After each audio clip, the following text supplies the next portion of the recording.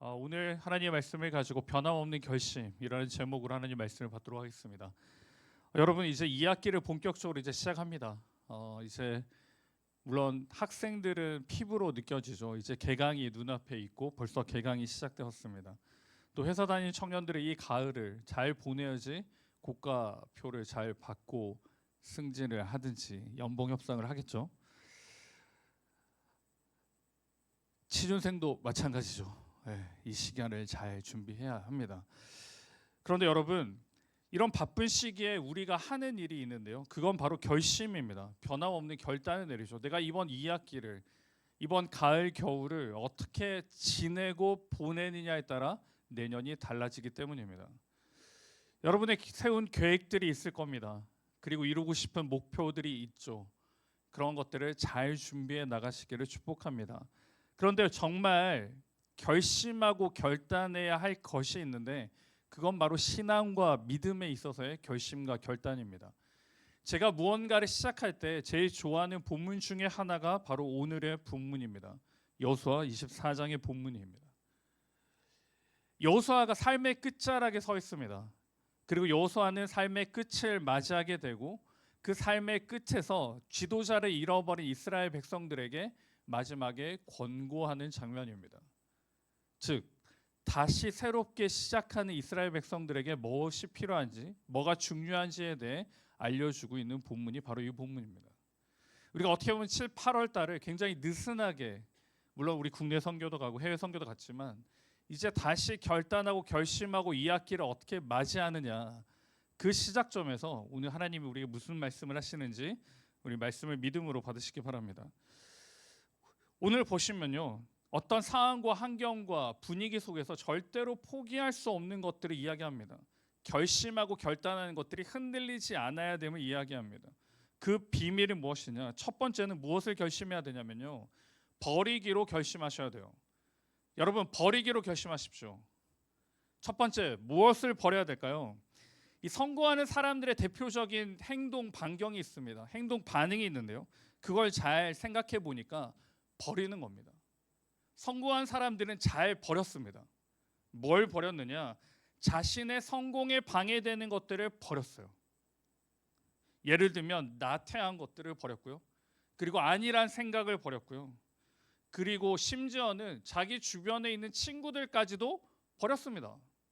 성공한 사람들 보세요. 성공을 위해서 잘 버렸습니다. 여러분은 지금 나의 신앙을 위해서 무엇을 버리고 있으십니까? 여러분, 버린 거 있으세요? 내가 신앙을 잘 지키기 위해, 믿음 생활을 열심히 하기 위해 버린 게 있으세요? 무엇을 버리셨습니까? 어떤 손해를 보셨나요? 네, 그렇죠? 오늘 본문에서 절대적으로 버려야 할 것들에 대해서 설명하고 있는데 결론적으로 보시면요, 14절입니다. 너희 조상들이 강 저쪽과 애굽에서 섬기던 신들을 치워 버려라라고 말씀해요. 강 저쪽과 애굽에서 섬기던 신들을 치워버려라. 이스라엘 백성들은요, 메소포타미아에 있는 당시 다른 신들을 숭배했습니다. 이방 신들을 숭배했다는 거예요. 여기에 덧붙여서 여호수아는 이집트에 살 때, 그 애굽 땅에 살 때에 그 우상 숭배조차도 버려라라고 이야기해요. 그 말은 뭐예요? 지금까지 이어져 있다는 겁니다. 어떤 신들이냐? 레위기 17장 7절에 보시면 그 신이 기록되어 있는데 같이 한번 읽습니다. 시작. 그들은 전에 음란하게 섬기던 순염소에게 다시 제사하지 말 것이니라. 이는 그들이 대대로 지킬 영원한 규례니라. 이스라엘 백성들이 애굽 땅에 살 때 순염소를 우상 숭배했습니다. 그 당시에 애굽 사람들이 숭배하던 모습을 그대로 가지고 와서요. 또 보시면요, 신명기 32장 16절 17절인데요. 여기 보시면 그들이 다른 신으로 그의 질투를 일으키며 가증한 것으로 그의 진노를 격발하였도다. 17절. 그들은 하나님께 제사하지 아니하고 귀신들에게 하였으니라고 나와요. 귀신들에게. 곧 그들이 알지 못하던 신들, 근래에 들어온 새로운 신들, 너의 조상들이 두려워하지 아니하던 것들이더라라고 이야기해요. 귀신들에게 제사하고 섬겼다라고 이야기합니다. 귀신이 뭐냐? 여기서 말하는 귀신은요, 우상의 신들을 이야기합니다. 더 나가서 15절에 너희가 살고 있는 땅이 아모리 사람들의 신들이라고 되어 있죠. 이건 세 번째 신을 이야기합니다. 그러니까 지금 이스라엘 백성은요, 신들이 몇 개입니까? 하나님도 있고요. 첫 번째 애굽에서 섬기던 순념소도 있고요. 또 당시에 들어오기 전에 가나안 땅의 신도 있고요. 또 세 번째, 네 번째 신을 거의 다양하게 섬기고 있는 겁니다. 지금까지 이스라엘 백성들이 우상에게서 완전히 벗어난 적이 있을까요? 없을까요? 없습니다. 지금 여호수아의 말씀으로 비추어 볼 때요. 여러분, 버려야 할 것이 보이십니까? 버려야 할 것은 우상들을 버려야 되는 겁니다. 세상의 간습이나 풍습과 풍조를 버려야 해요. 이걸 버려야 살 수 있음을 여호수아는 이야기합니다. 여러분, 지금까지 이스라엘 백성들의 그 삶의 궤적을 보십시오. 그들이 우상을 버린 것도 아니고 하나님을 버린 것도 아니에요. 하나님을 때마다 또 붙잡습니다. 그러면 또 가끔씩은 또 우상을 붙잡아요. 이건 왜 그럴까요? 완전히 하나님을 배척한 것도 아니었습니다. 뭐가 문제일까? 그들의 마음에 그 기본 값에 문제가 있습니다. 이스라엘 백성들이 기본적으로 가지고 있던 기본 값이 뭐냐면요, 하나님은 우리를 사랑하신다는 전제입니다. 하나님은 나를 지켜주시고 우리를 보호하신다는 거예요. 그 전제에서 시작합니다. 그 전제에서 시작하니까요, 하나님이 중요한 게 아니라 하나님은 늘 그렇게 하시니까 다른 이방 신들에게 눈을 돌리게 되는 거예요. 제일 중요한 그 근원인 하나님이 아니라 다른 신들을 쫓아가고 붙잡을 수밖에 없다는 겁니다. 하나님은 살아계시고 선지자를 통해서 말씀하시는데 이방 신들을 섬기는 이유는 기본값의 하나님의 플러스 알파로 신들이 더 좋은 것을 줄 것이라는 막연한 잘못된 믿음 때문이죠. 하나님은 늘 거기 계시니까 흥미롭지 않습니다, 여러분. 달라짐이 없어요. 변화가 보이지 않아요. 나에게 새롭게 다가오지 않습니다. 그런데 우상들은 새로워 보이죠. 그리고 나의 시각을 사로잡으니까요. 그러니 오히려 우상 숭배가 훨씬 더 쉽고 피부로 직접적으로 다가오게 됩니다. 제가 선교지에 있을 때, 태국 선교 말고요, 제가 선교지에서 사역할 때 일이었습니다. 거기 가보시면 이제 중국계 크리스천들이 굉장히 많았어요. 그 중에 한 큰 교회도 거의 한 몇만 명 모이는 교회가 있는데요, 그 교회도 담임 목사님이 중국계 크리스천이었어요. 거기에서 이제 열심히 활동을 하는 분의 집을 한번 방문한 적이 있습니다. 찬양팀도 하고 이런 분의 집을 방문한 적이 있는데요, 여러분, 거기 집을 갔을 때 깜짝 놀란 게 하나 있어요. 뭐가 있었냐면 크리스천입니다. 열심히 말씀 보고 열심히 기도하고 열심히 찬양해요. 집을 가는데 조그마한 사원이 있는 거예요.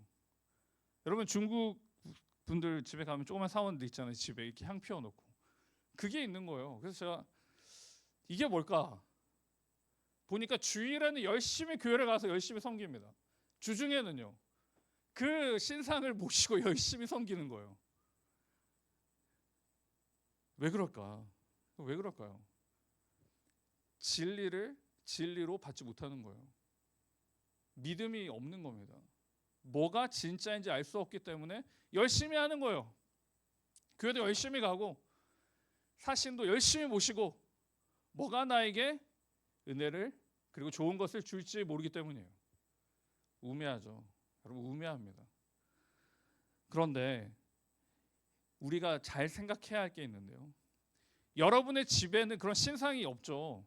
신상 있나요? 고양이 막 이러고 있나요? 여러분, 그것도 아무튼 우상 숭배하라 그러면 피부에 와닿지 않습니다. 내가 왜 우상 숭배를 하다? 우리 집에 스태츄도 없고 아무것도 없는데. 우상의 정의를 해야 돼요. 우상이 뭘까요? 로마서 1장 21절에 보시면 하나님을 알되 하나님을 영화롭게도 아니하며 감사하지도 아니하고 오히려 그 생각이 허망하여지며 미련한 마음이 어두워졌나니 22절 스스로 지혜 있다 하나 어리석게 되어 23절 썩어지지 아니하는 하나님의 영광을 썩어질 사람과 새와 짐승과 기어다니는 동물 모양의 우상으로 바꾸었느니라. 우상은 기본적으로 형상이에요. 형상. 어떤 사람의 형상, 동물의 형상, 짐승의 형상, 그것들이 우상입니다. 여러분이 기본적으로 알고 있는 거예요. 그러면 다시 돌아와서 여전히 우리는 우상의 숭배에 접근해 있지 않습니다. 집에 그런 것들이 없으니까요. 근데 거기서만 말하는 게 아니고요. 하나님을 대체하거나 숭배하기 위한 모든 신의 형상이 우상이에요.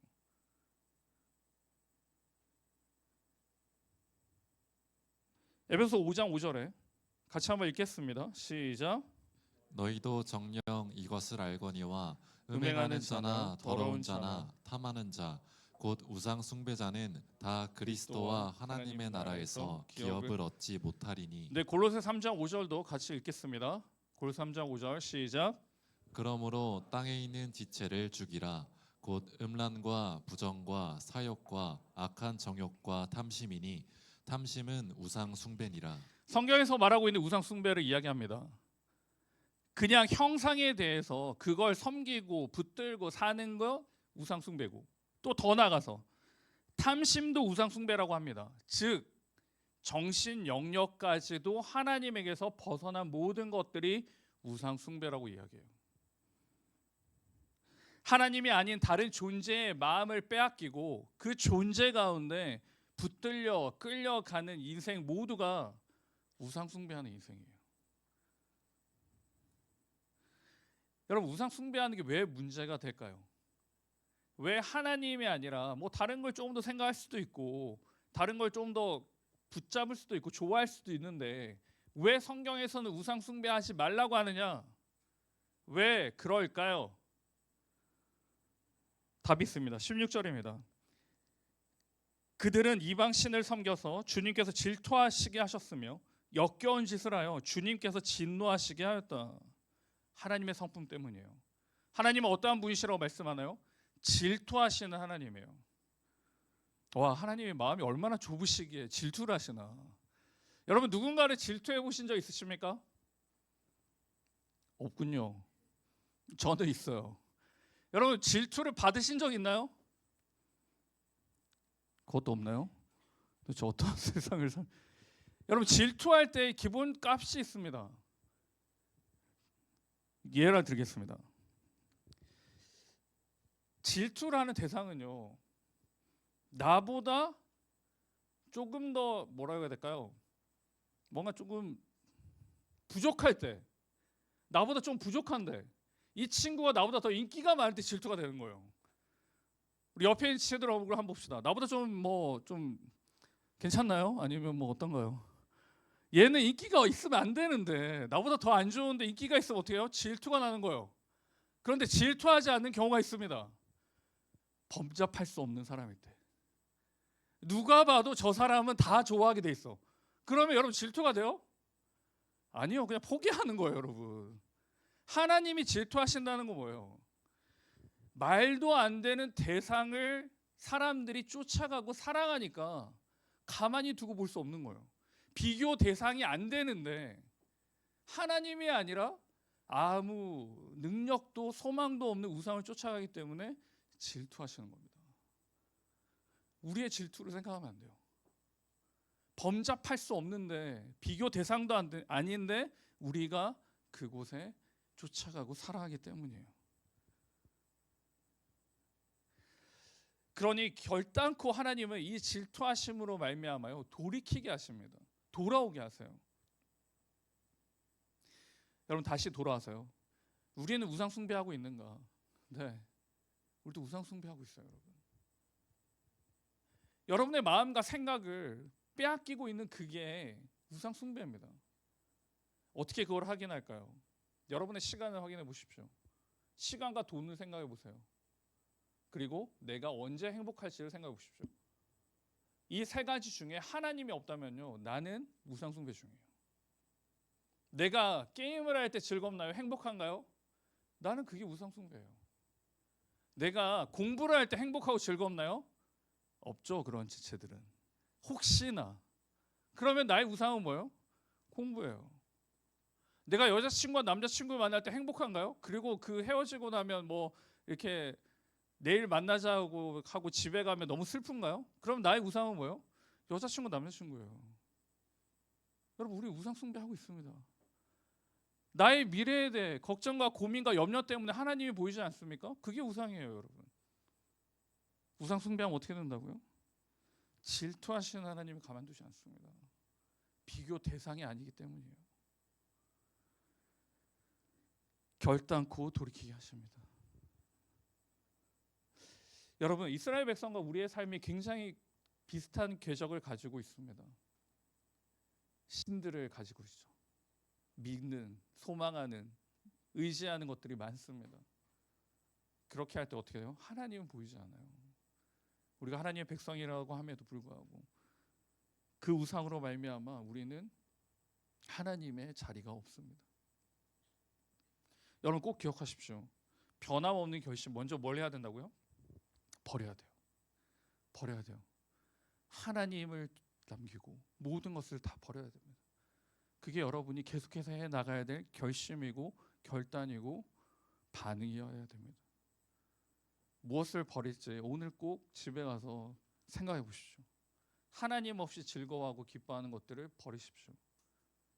그거를 적어놓고요, 지워가시기 바랍니다. 시간이 다 됐는데, 자, 두 번째, 빨리 하겠습니다. 두 번째, 우리는 어떻게 무엇을 해야 되는가? 변함없이 결심은 붙들기를 결심해야 돼요. 붙들어야 됩니다. 여러분, 수영 좋아하시죠? 여름에 수영을 좋아하실 것 같은데, 저도 물을 굉장히 좋아합니다. 그러나 수영을 잘 못합니다. 그래서 수영 잘하는 사람이 있을 때만 물에 들어갑니다. 왜냐하면 어릴 적 안 좋은 기억이 있어요. 그래서 무릎 이상으로는 가지 않습니다. 근데 물놀이를 하다 보면 물에 빠진 사람이 있죠. 그 물에 빠진 사람을 구하는 방법이 몇 가지가 있는데, 첫 번째는 뭐냐면요, 물에 빠진 사람에게 그 앞으로 다가가지 않습니다. 뒤로 갑니다. 그죠? 뒤로 가서 머리를 잡고 나오든지 목을 이렇게 잡고 나오게 돼요. 왜? 앞으로 가면요, 그 사람이 나를 잡고 일어나려고 해요. 그래서 둘 다 물에 빠지게 됩니다. 그러면 물에 빠져 있는 사람은 왜 이 사람을, 구하러 온 사람을 붙잡을까요? 이 사람 아니면 난 죽게 되니까.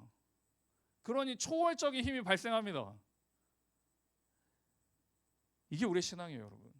하나님을 붙잡지 않으면요, 우리는 죽게 되어 있어요. 그 물에 빠져 죽는 사람처럼 하나님을 붙잡아야 합니다. 우상을 버리기로 작정한 이스라엘 백성들에게 꼭 붙잡아야 될 것을 설명하는데요, 그건 바로 하나님입니다. 여호수아 24장 14절에 그러므로 이제는 여호와를 경외하며 온전함과 진실함으로 그를 섬기라라고 말씀합니다. 15절 주님을 섬기고 싶지 않거든 조상들이 강 저쪽의 메소포타미아에서 섬기던 신들이든지 아니면 당신들이 살고 있는 땅 아모리 사람들의 신들이든지 당신들이 어떤 신들을 섬길 것인지를 오늘 선택하십시오. 나와 나의 집은 주님을 섬길 것입니다. 여러분, 이 구절을 잘 이해하셔야 돼요. 여호수아가 자신은, 그리고 자신의 가족은 하나님을 믿는다라고 결정했으니까 너희들은 알아서 선택해라 라가 아니에요.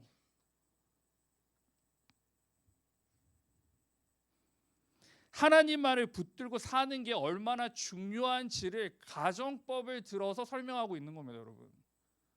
그러니까 네가 선택해. 나는 근데 하나님 믿을 거야. 이게 아니에요. 내가 이렇게 선택하는 게 얼마나 중요하고 감사하고 능력이 있는지를 알지라고 물어보는 거예요.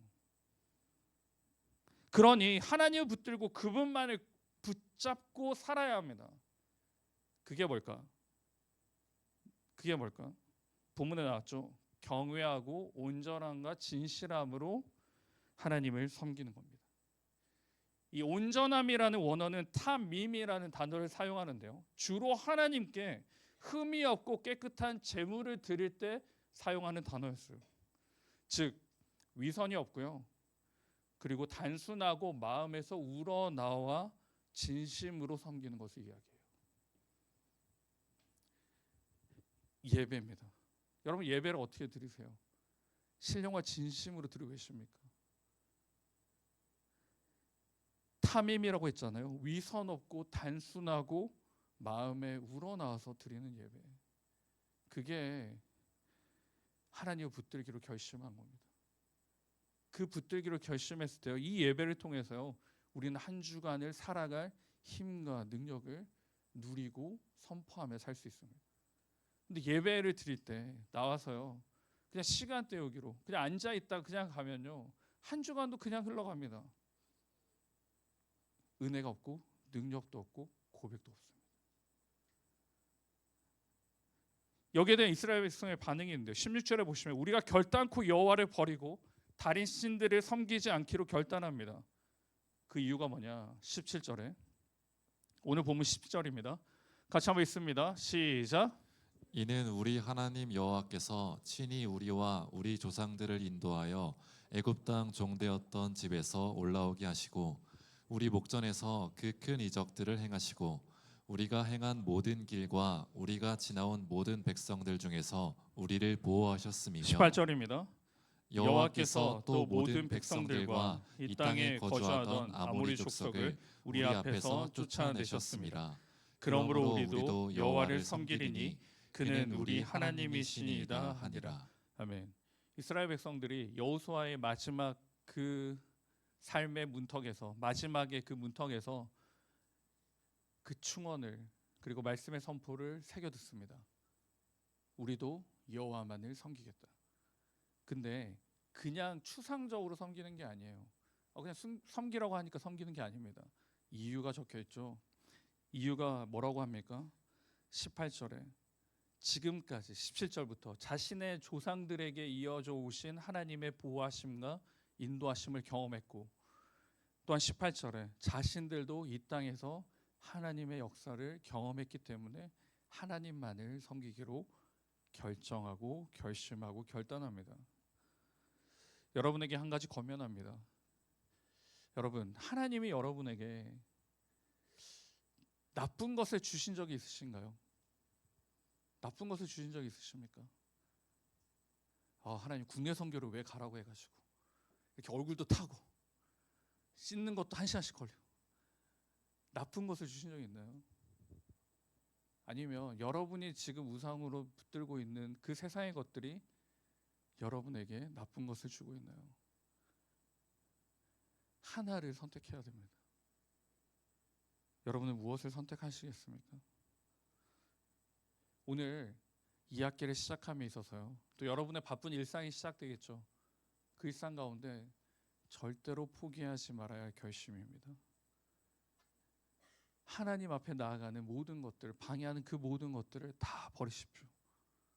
그리고 두 번째로 내가 하나님만을 붙들기로 결심하시기 바랍니다.